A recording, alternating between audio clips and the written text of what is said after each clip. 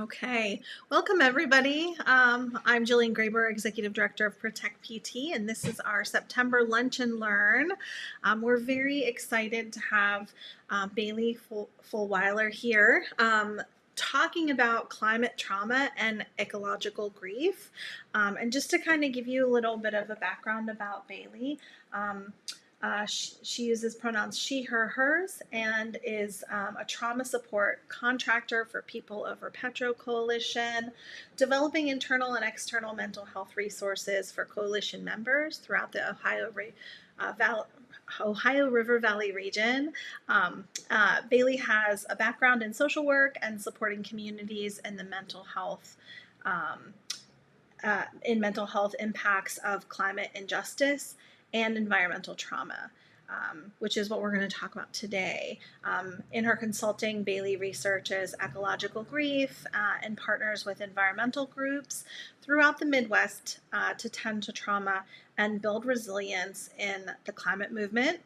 Outside of her role there, Bailey is a trauma-informed yoga instructor who teaches with a nonprofit queer behavior and in local halfway houses. So welcome, Bailey. Thank you so much for joining us today.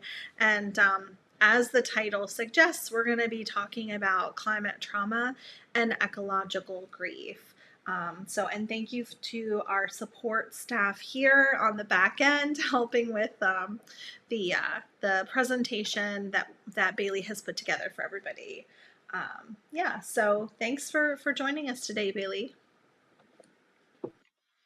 Yeah, it's my pleasure. I'm really excited, and a big thank you to Natalie. Natalie and I met when she was interning on our petrochemical team, and one of the first things we bonded over was the mental health impacts of social movements and advocacy. So I'm really grateful that they recommended this and to Protect PT for hosting it. So we can dive in if you want to go to the next slide. We're going to start with some definitions just so folks have a roadmap so we can have some shared language. We'll get more into the specifics of some challenges that I've noticed in the climate movement working with different organizations that sometimes workplace stressors supersede or are more pressing than we see some of the climate mental health impacts. And then we're going to spend most of our time on practices because I think it's one thing to know what a problem is. It's another thing to have resources to navigate a problem. And so I want to spend most of our time there if that feels good to folks. But this is just one of my favorite quotes because something I try to talk to folks a lot about is there's really no benefit in pathologizing the mental health impacts of the climate crisis because it is a crisis. And in folks living in environmental injustice communities, there are very pressing, very real safety threats every single day. And so this quote, I just feel like summarizes perfectly. And on the right, you'll see one of my favorite resources from the Climate Mental Health Network. It's the Climate Emotions Wheel. I love to use this, especially with family programming, because a lot of times our little kiddos who are living near fracking pads or pipelines who are scared need help finding language to identify what they're feeling around the polluting facilities that they live near. So if that's ever of benefit to you, we'll send that out afterwards. We can go to the next slide. So as a foundational piece of knowledge, when we talk about climate anxiety or ecological grief or climate trauma, it really all comes down to both acute and chronic stress. And we've all heard that stress is bad for our physical health, it's bad for our mental health, they're one and the same. But when we're looking at everyday experiencing environmental hazards, that's going to cause a lot of stress on both your body, your relationships, and then your mental health. And the ways that looks like, it can be disruption in your routines.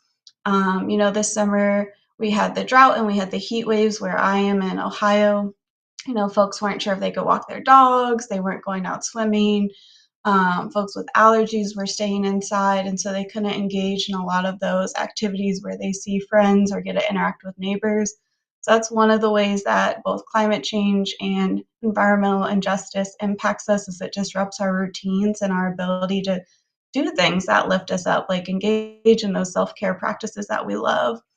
One of the things that comes up a lot is feelings of helplessness and an uncertainty and a preoccupation with the future.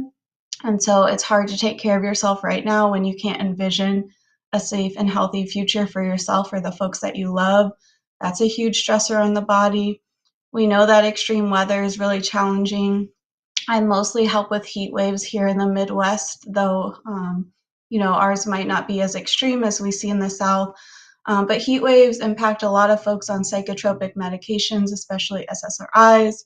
New mothers really struggle with extreme heat. Lots of folks with different respiratory and health conditions struggle with extreme heat, and we see upticks in um,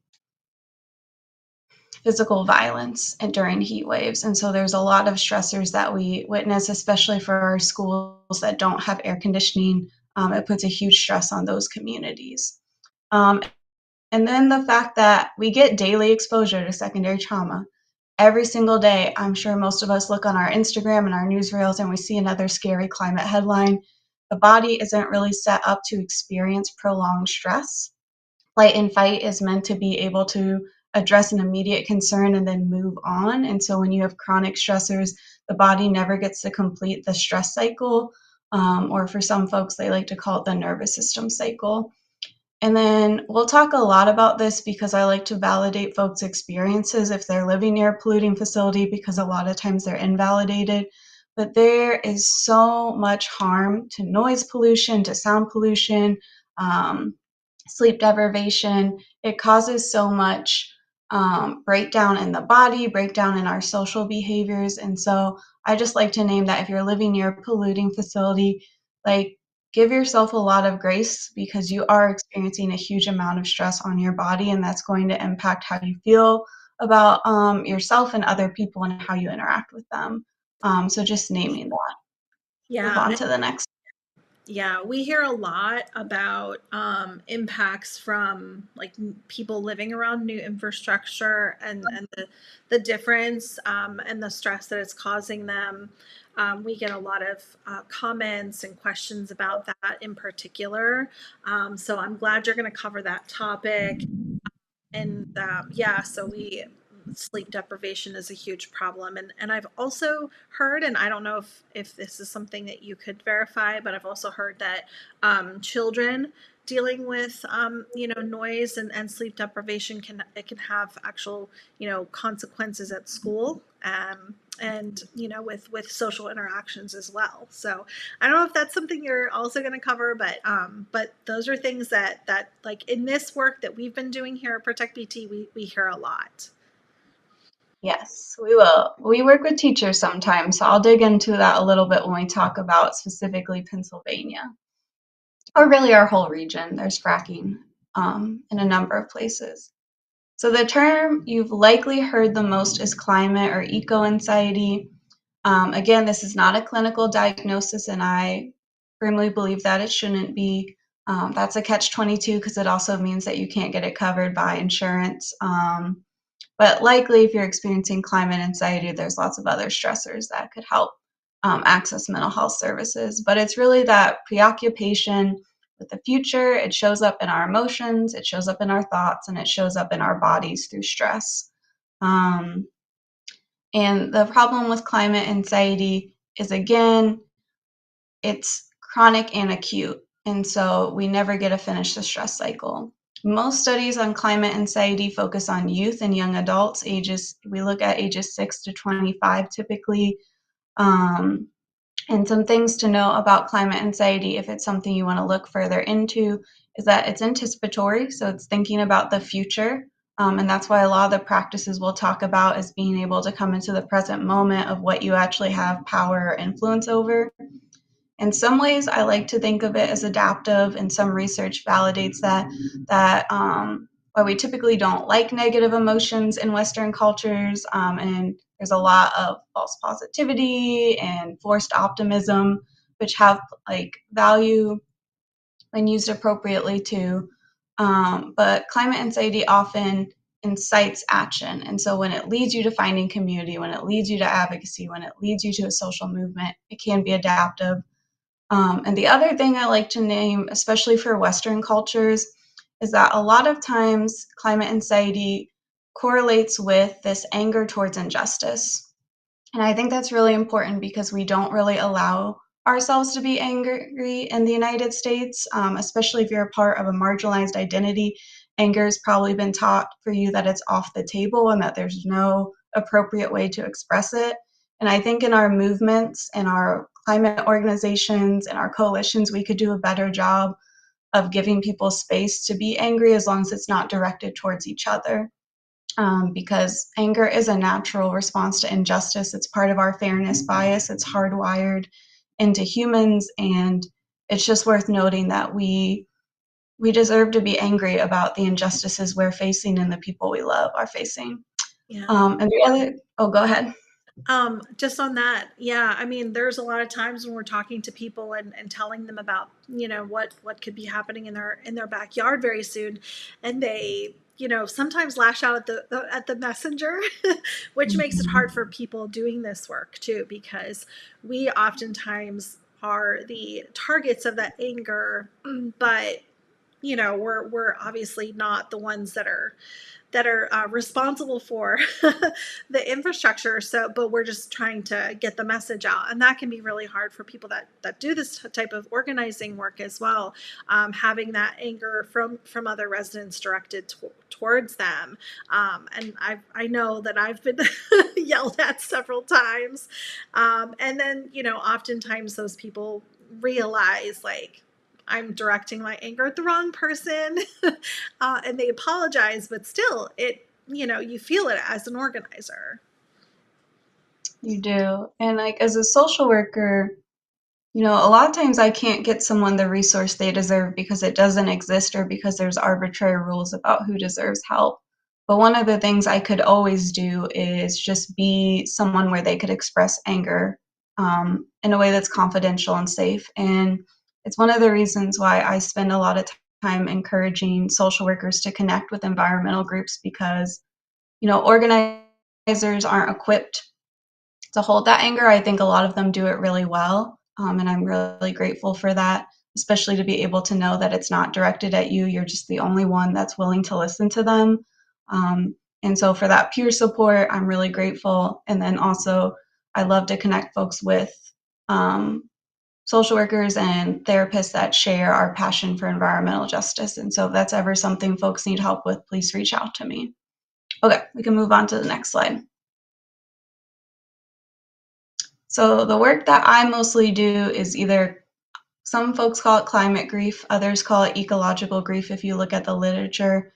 It's feelings of loss and mourning around nature, ecosystems, or landscapes that have been damaged or are gone. And there's different types of ecological grief. Sometimes it's physical, so we've lost a species to extinction, it's gone. We have done mountaintop removal, and that landscape's changed forever. It will never be the mountain that it was that you grew up with, that you had stories around. And that leads us to cultural. A lot of communities, whether it's foraging, whether it's stories and songs, have relationships with land that are cultural. Sometimes it's farming, passing down farming knowledge and gardening knowledge.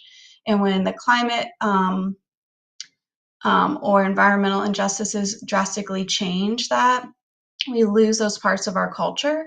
And that's its own type of grief. And then a lot of climate grief is anticipatory. So I started my work actually working with zookeepers and zoological associations, and just that constant anticipatory grief of if we can't make this work, then the species will be gone forever. And so that feeling that loss, it's just kind of like when your loved one gets a diagnosis, that's really hard. You start the grieving process right when they get that diagnosis for a lot of folks. And some things to know about ecological grief, because I get a lot of questions about this. We don't grieve everything as humans. Humans tend to grieve things that they have an attachment to. So a lot of folks felt distress around big wildfires in other part of the country, but they didn't, necessarily grieve those because they don't have an attachment if they don't live there. Another thing to know about ecological grief is that it's often disenfranchised. So we don't have cultural practices in most Western cultures around how to mourn nature. That's something that I typically try to do is I'll help folks hold memorial or grief circles, especially if there's been like a chemical spill, a pipeline explosion, mountaintop removal. We'll come out and do a memorial service so folks have the opportunity to grieve. And then it can be complicated because folks feel complicit, in the systems of capitalism and the systems of greed that resulted in this. And so while individuals aren't responsible for the climate crisis, they might have that complicated grief of feeling like they are contributing to it. And yes, to the question, I am working on a directory of movement-friendly therapists, and that'll be launched through the People Over Petro Coalition. So we're hoping mid-October, folks will be able to access that and easily find social workers and therapists that they can connect with that are passionate about environmental justice. And we've talked to them about the unique stressors for our region. Yeah, great. Thank you so much for that. And thank you for the comment in the chat. If folks have more questions, please, pile them in. I'll pop up on the screen for Bailey to answer. So thank you so much, Bailey. And thank you for Fabi for the question. Beautiful. We can move on. So solastalgia is an Australian term. And as you can imagine, with the coral bleaching and the wildfires they've experienced in Australia, these issues come up a lot. And it's most often described as that feeling of homesickness when you're still at home. I find that folks that have experienced an industry disaster relate to this term a lot. Not everybody, but some folks. And some things to know about that is it's place-based. So it's somewhere that you love, that you call home, that's rapidly changed. And it's a loss of solace, so not feeling safe and no longer feeling comfort in a place that used to be, your home base, your sanctuary. And so I love this term just because for some folks it really helps to have language to feel connected, that it's not just you. For other folks, this language might not resonate. So just know that it's here for you, but if it doesn't resonate, that's okay too. Yes, that's a very common experience of, some counselors just don't get it, especially the safety concerns and the, sometimes the bullying and the ostracization that can happen in these movements. So we're definitely working to address that. Yeah, for sure. Thank you for those putting comments and questions in the chat. Keep coming, and well, hopefully Bailey can answer everyone's questions. And then next slide. The last term I'll talk about is climate trauma. I know that trauma is an overused word. And trauma is not an event, it's, the response to an event. So what happens to an individual? So something could be traumatic for one person and not another based on just their own mental health, their environment, their support system, how much agency they feel over a situation. But there are a lot of climate traumas happening right now. I think about the chemical fires. I think about folks that have lost access to clean drinking water because of fracking. That is really traumatic. And what can be particularly traumatic is that there's inequitable access to aid and resources. There's not always clear paths of how to advocate for yourself when the law isn't set up to protect you from environmental pollutants. A lot of folks do open comments, they show up to city council, but the law is on the side of the polluters. And so that sense of hopelessness or lack of agency can cause a trauma response. It can be cyclical. I know a lot of folks who experience wildfires every year, they start to feel the trauma symptoms show up as we come towards summer, knowing that they have no idea what threats they're going to face or how they're going to be able to navigate it that year. And that for some folks, again, I try to mention this a lot, is that's chronic. Think about our friends in Louisiana that got hit with 4 hurricanes in a single year. They never get a chance to stabilize, to get the support they needed, to get, their houses ready. And so there's the acute stressors, but it can also be really chronic, which is just overwhelming and again, not what the body's nervous system is set up for. Okay, now that I've gotten a lot of doom and gloom, we'll move on. So I just like to mention because I most often get asked to speak with environmental organizations.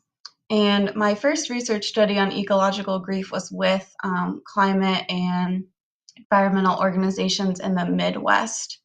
And what I really found is that folks working in the movement have some of the protective factors for climate anxiety or grief.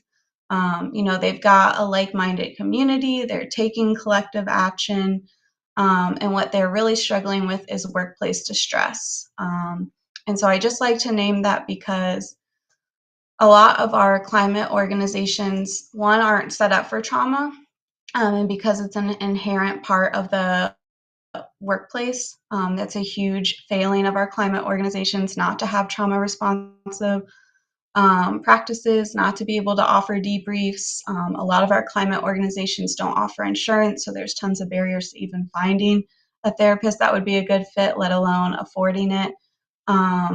And the thing that's come up a lot for folks is moral distress. And so there are a lot of stressors.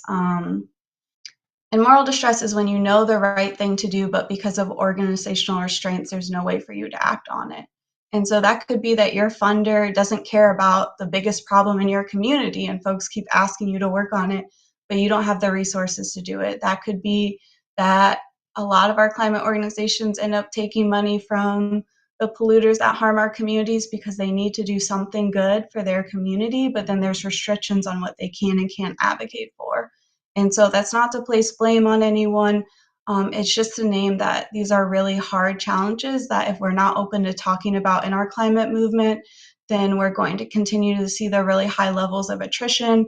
And that hurts community trust when we keep losing folks in the movement that they spent months or years finally feeling comfortable with. And so I just like to name that to validate for anyone working in a climate organization that maybe you're not feeling any of those terms we just went through and you're just really struggling with workplace distress. Um, the People Over Petro Coalition is really motivated to working on employee advocacy. And I'm hoping that maybe employers or people leaders on this call hear this and know, we do need to provide trauma support in our workplaces to whatever extent we can.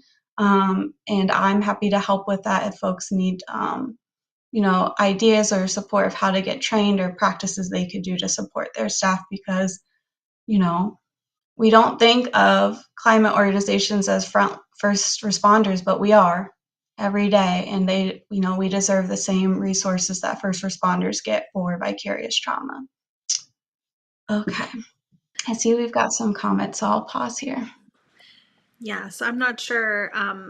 There's the comment is at the end of the Jeff Gibbs Michael Moore's documentary Planet of the Humans, where it revealed the end of the primates habitat. My anger was very triggered, yet I wept. Is that cathartic? It is. So crying is one of the ways that you can complete the stress cycle. So your nervous system got activated. It might express in that fight, that anger. But then crying is a way to get the cortisol out of the body. And so that is a really, beautiful way to take care of yourself is just to give yourself the time to cry about something that moves you.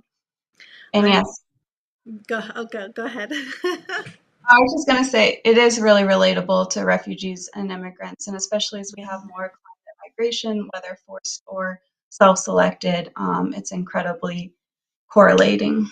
Yeah, I think that's something that I often think about how people don't just want to migrate because they want to experience something different, in their lives. It's not that simple. There's they're trying to make a better life, and that it can be hard, especially with a lot of the things that we hear on TV and in the news. I try to shut off the news because I just can't listen to that hurtful rhetoric.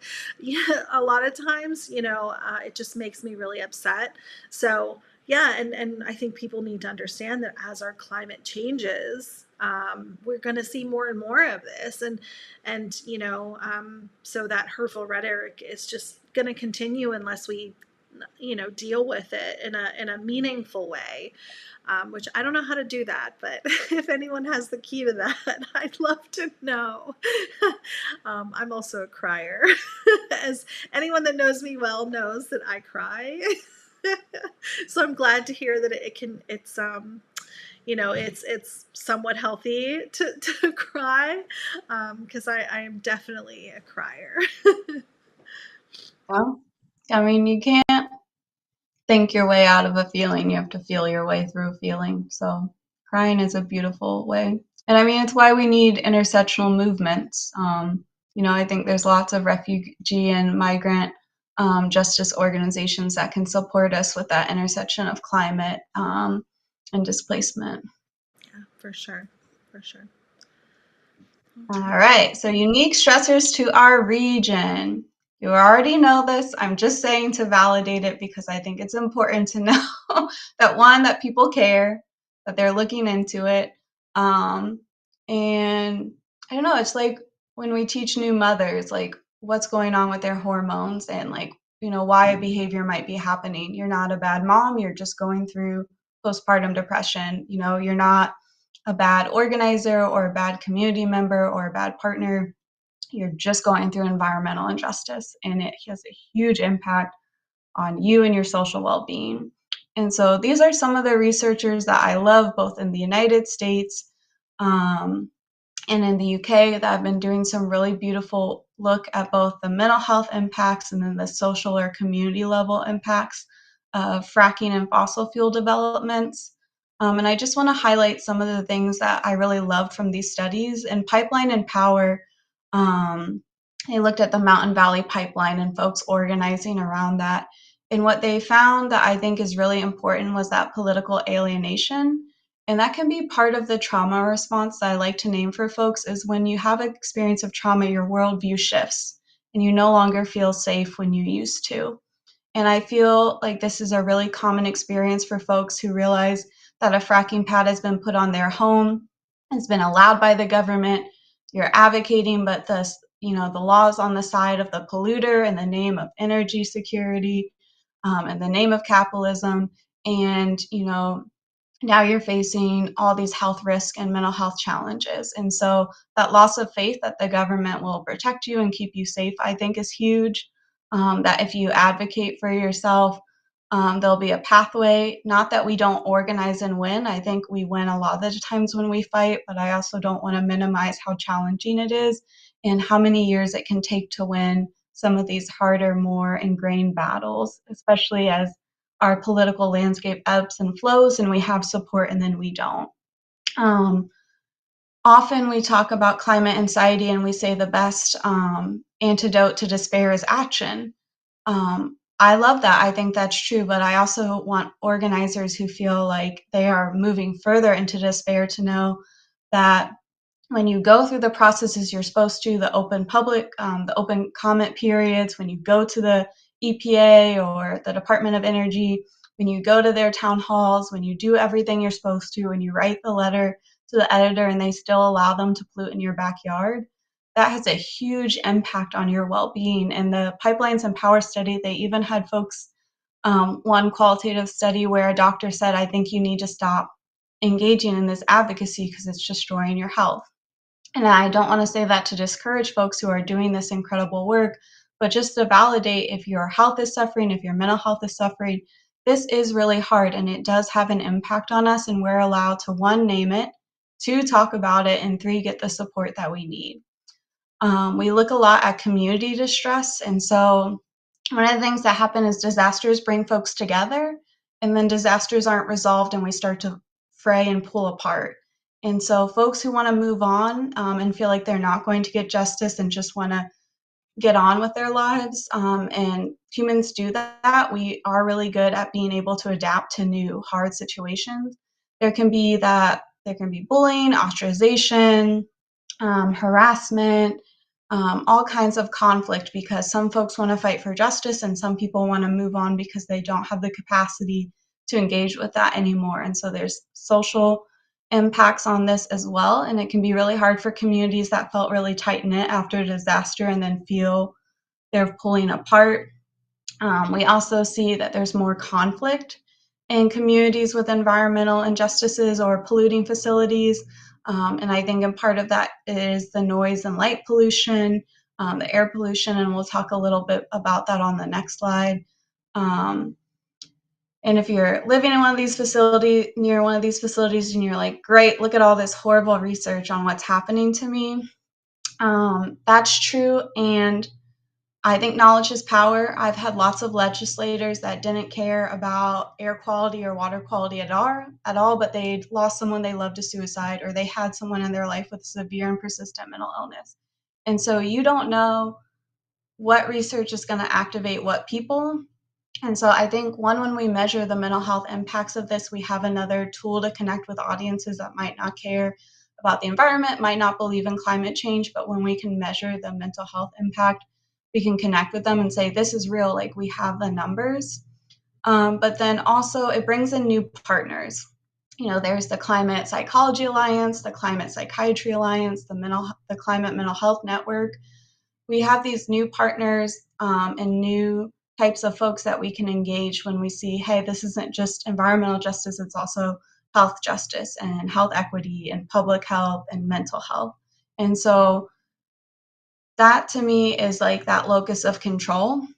What do I have agency over? And so information is power. And that's why I share these things, because you never know what's going to ignite someone or what's going to be the last straw to win your battle. And so I understand and want to validate people's feelings and know this can be a resource to you. And I can send some of this research and others that I've been collecting if it's helpful for anyone. Okay, next slide. Yeah, that definitely would be helpful. And I thank you for talking about bringing in new partners, because I didn't even think about that. We engage legislators and folks that we work with do as well, and I never thought about this as another avenue to do that. So thank you so much for naming that. Yeah, at least in Ohio, I've got the National Association of Social Workers, our Ohio chapter, helping. I've reached out to our clinicians organization and just seeing who are new folks that we can connect with to offer resources to volunteer. You just never know what people are going to be passionate about, because everybody cares about different things, but all injustice intersects. Okay. This is something I imagine everybody in this room knows much better than I do. But I love to help folks who don't know about how light and sound pollution in particular, because I think they're two of the most disturbing things about fracking, do to people. And so I know that you mentioned sleep deprivation is a big area of conversation with Protect PT. And there's nothing more important to our health than sleep. It's the one thing we don't get. I have no idea how new parents are up and functioning. I work with a lot of new parents and I'm wildly impressed. But when we don't sleep, our cortisol is through the roof. And our cortisol is through the roof. We gain weight, we're irritable, we're more likely to experience depressive symptoms, we're more likely to experience a depressive episode, we're more likely to be irritable. That's something a lot of people don't recognize about depression, is that one of the symptoms is irritability. So it can result in a lot of conflict with partners, with families, with neighbors. That goes back to that lack of social cohesion when you're living near a polluting facility. It messes with your circadian rhythm. Light pollution in particular messes with your circadian rhythm. And so then your body doesn't even know when it's supposed to be sleeping, which makes it even harder to fall asleep. To your point about school children, there is a little bit of research, mostly out of England, around the number of expulsions for school kids that live near polluting facilities, not fracking in particular, but all polluting facilities. And so that's a huge impact on families, because you're getting off of work. Childcare is a disaster in the United States. Your kiddo's not getting the education they deserve. They're not building the relationships with their teachers and the other students that they need to have that social support system to learn and to grow. And so I really don't like to underestimate just how negative light and sound pollution are. The other thing that it does is it increases your heart rate.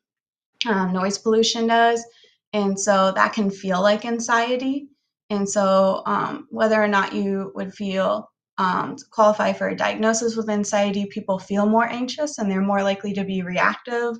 When we feel anxious, we're also more likely to get stuck in the future orientation again, so we aren't able to take actions in that moment to positively interact with ourselves or with other people. This can lead to a lot of in movement conflict too. And so, if folks are sleep deprived, if their body is telling them that they're anxious, if their body is telling them that they're not safe, if their cortisol is through the roof and it never gets to diminish, it's always getting reactivated and more cortisol is being flooded through the body. Um, it makes it harder to sleep too. You can't sleep when you have cortisol racing through your body. So maybe the noise comes on, the noise pollution starts. And even if you were going to get a good night's sleep, now you're in a stress cycle. And if you're not able and if you don't have practices to help you get through the stress cycle, then you're not going to get that sleep even if you could have. And so I like to share these two resources. They both link to research articles that I think are really helpful if you want to look at them. But please do not underestimate what you're going through. And that's why when I talk to organizers, if they're going door to door to canvas, if they're recruiting volunteers, if they are interacting with anyone who's living really near to noise and light pollution, there's likely the experience that they're going to be exhibiting signs of anxiousness, of stress, and then they could be feeling depressive symptoms. And so that's another reason why I like to partner with behavioral health organizations when I'm doing canvassing or when I'm recruiting volunteers, because one, folks might need help connecting to a therapist or to mental health support. But two, like, give the folks that you're knocking on their door some grace. I know that we have numbers to hit, that we're trying to build our movements, but they're going through a lot. They're tired. They're upset. They don't know why. They can't source out, is it the noise pollution or is it the thing that my partner said, or would I actually be annoyed with that or not? And so I just try to give people an abundance of grace if they're living near a polluting facility, and including yourself, because it's impossible to sort out what one thing might be causing you to act a certain way. And you might not be living exactly the way that you want to because you're experiencing overwhelm of stress. Um, and that's one of the hard things of, you can't therapy your way out of a bad environment. Like, these stressors are always going to come, but it is one reason why, as a social worker, I'm biased, but I do like to have therapists and mental health support and collective care, because you deserve support while you're going through that, and so that you can advocate and you can fight for justice. Okay, anything you want to add here? I don't think so. Yeah, I'm writing notes down for later in case we have some additional time for questions. So, Okay. all right. So now that I told you all of these really hard things that you might be going through or someone you love might be going through, the thing I like to talk the most about is practices. And these aren't solutions. These are not long-term solutions to experiencing environmental injustice. But we do live in the environment that we live in. And while we're advocating, we need to tend to ourselves and each other. And so for me, it's important that people know different resources that they can tap into to take care of themselves, especially if they're organizers and they're going out in the community. And so the first type of practice that I like to talk about is self-soothing. Folks are more familiar with that language of self-care. Self-soothing are quick, immediate activities you can do to support your nervous system. And so they're going to provide immediate relief. Most of them take less than 5 minutes. And they're little things that we know, based on how our nervous system functions, is going to be able to take you out of a stress response or help you complete your stress cycle. And so I'm going to have us practice two of these. Please know that you're welcome to participate as much or as little as you want to. And the reason I'm going to have us do two together is because every practice isn't right for every person, and every practice isn't going to hit every time. And so that's why it's really important to have a wide variety of practices that you like to come to, and to know that we have to keep practicing them if we want to be able to use them when we're experiencing stress. But before we go in, I see we have another comment. people think the DEP is going to protect them and then experience feelings of betrayal with fracking, and that can connect to feelings around experiences growing up when caregivers did not protect them. Yeah. Yes, absolutely. And that's part of the trauma response is that we expect, just like we expect caregivers to protect us, we expect the government to. And that attachment style is what folks are most familiar with. It creates an insecure attachment to the government and feelings of helplessness and hopelessness that if I advocate to the government, they're not going to protect me because they already let me get hurt. Yeah, that's really common in this work that we do and talking to every folks every day. Yes, and Fabiosa says self-care is so important. And then area, yes, I have a special area in Boyce Park, Allegheny County Park, where I've named one tree in particular Stan. And I don't care who watches when I hug him. I love that. Yeah. And that's so great, right? Because one, we're outside, we're in nature. Yeah. Two, we're experiencing an attachment or care for another living thing. And then three, it's like a really tactile experience to like physically feel a tree. So you're probably focusing on the sensation of the bark or the moss on your body. So 10 out of 10, love this. And please give Stan a hug for all of us next time you see him. Yes, I love that. All So right. since we're on a computer, the first practice I want to have folks see, and remember you can participate as much or as little, including not at all, is called palming, and it's an eye relaxation practice, and it's also like a withdrawal of the senses.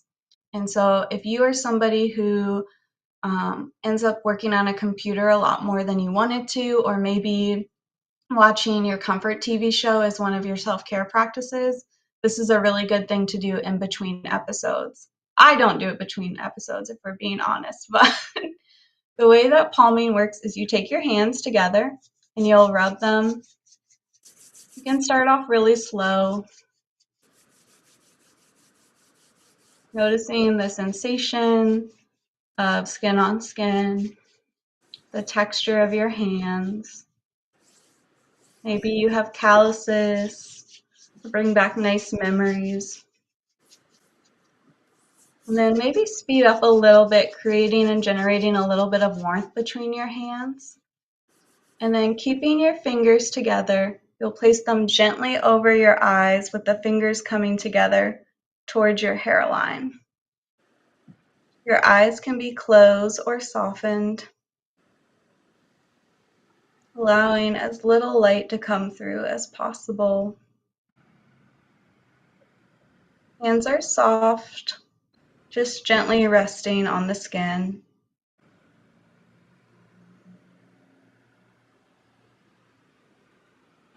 And maybe take the longest, slowest inhale you have today. In through the nose. And if it feels good, you could sigh, exhale out through the mouth. Inhaling in, exhaling slowly out.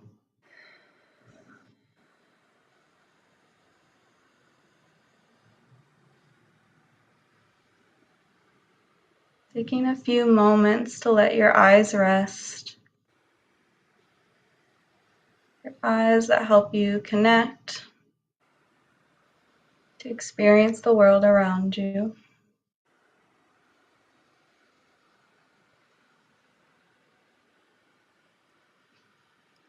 And then if your eyes aren't already closed, close them now as you let your palms come down towards your hands. First noticing the light coming in through your eyelids. And then slowly blink open your eyes.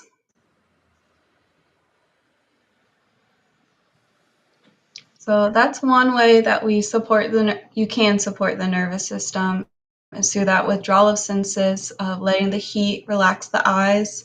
Often you'll notice that your jaw will start to relax if it's tense when you're doing that practice. And so that's one of my favorite things to do in between meetings if I have a lot of Zoom calls. What did you think of that? I loved it. I should have taken my glasses off. But I should have recommended it. But you know what? Every day when I come home, I feel like my eyes hurt a lot of times from being on the computer on Zoom calls and working on spreadsheets and stuff like that all day. So I am definitely going to take that and use it all the time. I love I that love practice. And before you said to breathe deep, I felt myself already doing that. So yeah, I love that. It just kind of like triggered that relaxation, which I love. I hope everyone at home enjoyed that. Yeah, I think that's a really great thing for us to do in our practice. it. I love it. The other practice, speaking of refugees and immigrants, the other practice I'll have us do slowly together, and again, participate as much or as little as you like, including not at all, is the butterfly hug. This is out of EMDR, if you're familiar with that trauma therapeutic offering, and it works through bilateral stimulation. So this practice was developed in refugee camps to support youth, but we've done it in a lot of communities that have experienced an industry disaster, and it's a really beautiful practice. And so the way that the butterfly hug works is that you take both palms and cross them at the thumb so that the thumbs are together and that the fingers are pointing up towards your shoulders. And this is just lightly placing over your sternum, so just a tiny bit of pressure from the weight of your hands. And then you'll tap left to right, alternating. Eyes could be open, closed, or softened. You can tap as slow or as fast as feels good to you today. Just going left, right.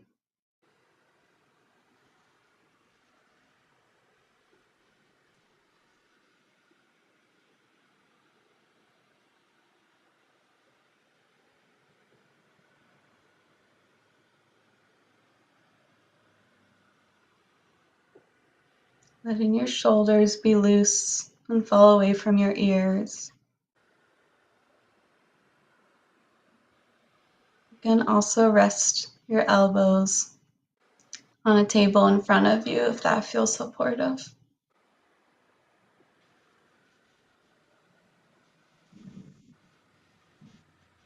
And some folks like to say a mantra here. It's not always true, so I don't always say it, but the one that I like to come back to is, in this moment, I am safe.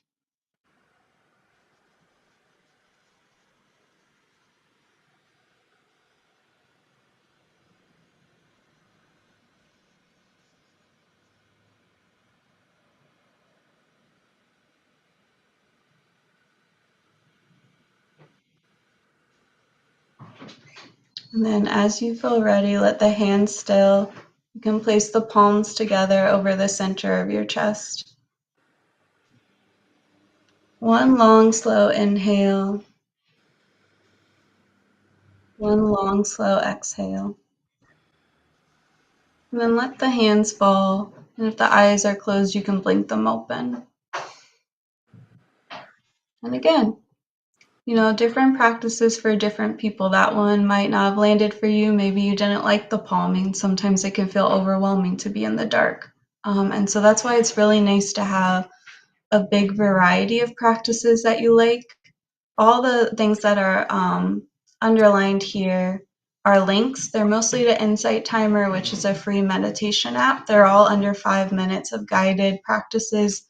And so just having an abundance of things that you can do. And I try to do at least one self-soothing practice a day so that I have it for when I am stressed out. Yeah, how did folks feel? Yeah. Yeah. So definitely tell us how you felt in the chat. I feel very calm right now compared to how I felt in the beginning of this broadcast. So definitely I feel calmer. And like I took a little bit of a, not a nap, but just kind of like I took a little bit of a break, which is nice. I think Fabi has a comment. Yeah, so for EMDR, it's typically bilateral stimulation, and so it's moving left to right. Some folks will do a walking meditation and they'll say a different word for each foot. That can be good if you're feeling more antsy and you want to move, but it's the bilateral stimulation, and then the either repetition of the word or phrase to remind yourself that you are safe in the present moment. That tends to really help folks and helps the nervous system settle. Yeah, we're getting a lot of great feedback in the chat. Everyone's feeling a little bit more relaxed. Yeah, I love that you intuitively did tapping. That's shaking for me. I tend to get angry, not sad, and I find shaking is really helpful for my excess energy. So I'll just shake my hands below screen, especially if I have my screen off, if I feel anxious and I just want to let it out. Okay, we'll move into self-care practices. And I truthfully won't spend a lot of time here because self-care, and you can move to the next slide. Self-care gets a lot of good press and love. What I want to point out is just practices that have worked and there's research on for helpers and healers. For whatever reason, I don't tend to find that people in the climate and environmental justice movements identify as helpers and healers, but I would, just like I identify most of us as first responders. And so practices that have really helped are metta and loving kindness meditations. Again, I've linked a lot of free short ones that you can choose. I know folks are tired of hearing about gratitude practices, but the research just shows that it works. And we could actually do that right now if folks want to, if you have pen or paper in front of you, if you want to take one moment to write down something in this present moment that you are grateful for. For me, it's that I have a really comfortable blanket underneath me.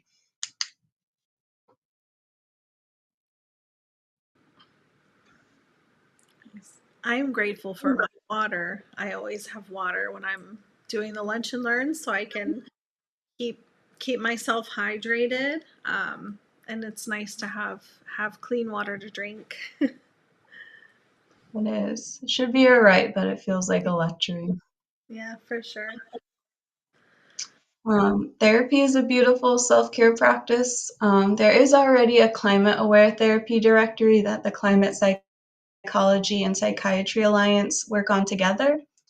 I found that for whatever reason, there can be a false dichotomy between industry, pollutants, and climate. And so that's why we are building a movement-friendly therapist directory for our region of Ohio, Pennsylvania, and West Virginia. And they're all therapists that I'm checking get environmental justice and get what our organizers are going through.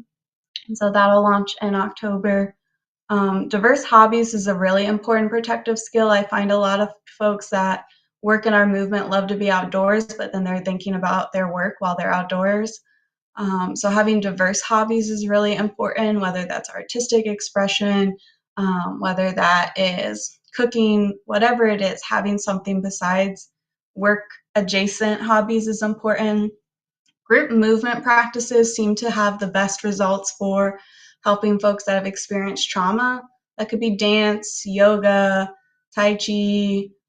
Synchronized swimming has become really popular in a lot of the communities I work with, but for whatever reason, the synchronized movement really helps folks feel connected to themselves and then also a part of something bigger.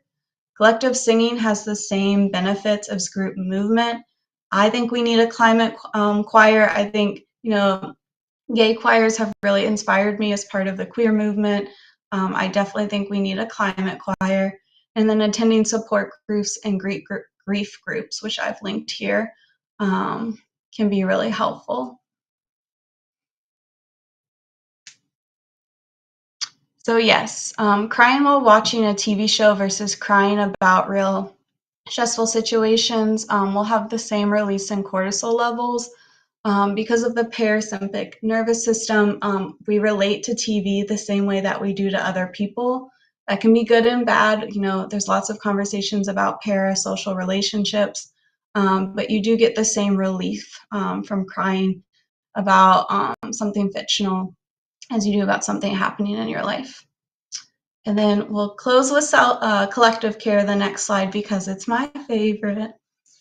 Okay, so self-care is beautiful, self-soothing is beautiful. You are responsible for, listening to yourself and tending to yourself. But especially for trauma, we do not heal from trauma in isolation. The most effective way to support ourselves and healing is in community. And so that's why I do the collective mourning practices after acts of environmental degradation. The People Over Petro movement is working on a peer support model, which I'm really excited about for our movement. But peer support groups are really important, especially if you don't work in the movement and you want to feel connected to other folks who care. We don't feed each other like we used to in social movements, and I really think it would be meaningful for us to have more community potlucks and meals where people get to break bread, especially because eating is one of the ways that we connect culturally with each other. I believe really strongly in rage spaces. Not everyone feels safe or comfortable expressing rage, but there are a lot of beautiful rage practices that I can share with folks if they're interested. Engaging in community science, which a lot of us already do through air monitoring, nurdle hunts, other activities, means you're contributing to the body of evidence for your work, which is beautiful collective care. And then we are already doing this, but collective action is one of the best ways. So being a part of a group that's taking values-aligned actions to you. And then we can go to the last slide. We're going to share out these resources too. But there are professionals who are passionate about climate justice and want to help folks.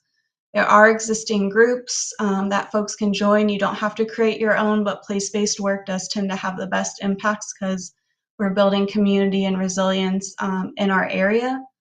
I have a reading list that we're going to send out. If you're someone who likes to understand the why behind climate and mental health, there's a lot of really great books written for lay people. They're not written for clinicians that I think are really helpful. And then if you don't have the disaster distress helpline in your phone already, please put it in there, because that way if there is a disaster and you have someone who needs immediate support from a trained crisis responder, that helpline is 24/7 and available if you just need to talk to someone. We used it a lot during the recent chemical fire in Akron, and it's really important to have that crisis line. Okay, I'll pause here for questions or anything that you want to add in. Yeah, I've been adding a lot of the information from the slides, specifically the links to the chat here. So hopefully folks are able to access them there. Although I would say too, if people want the slides, you can let us know. And Bailey, you've given us permission to share the slides. Is that correct?